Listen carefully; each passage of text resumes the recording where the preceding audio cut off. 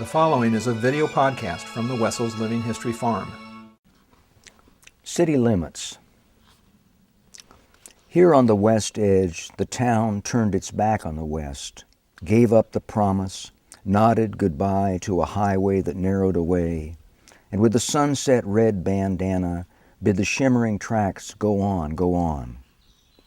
Go west, young man, cheered Horace Greeley, and west rattled the new country, rocking along through the sparks, the cattle dying, the children sick, the limits always ahead like a wall of black mountains.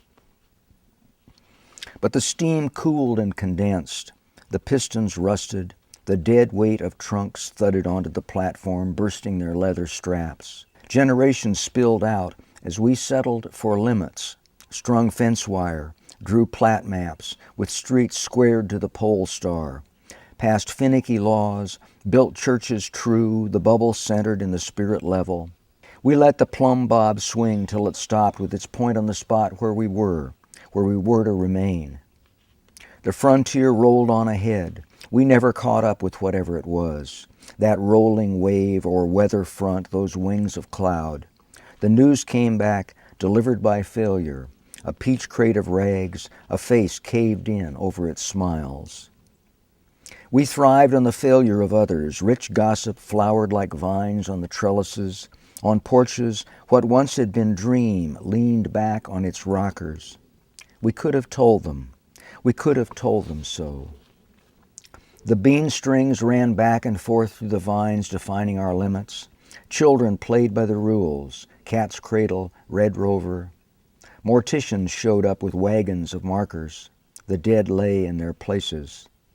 Our horses grew heavy and lame, tied to pickets, and our wheel rims rusted and sprang from their spokes.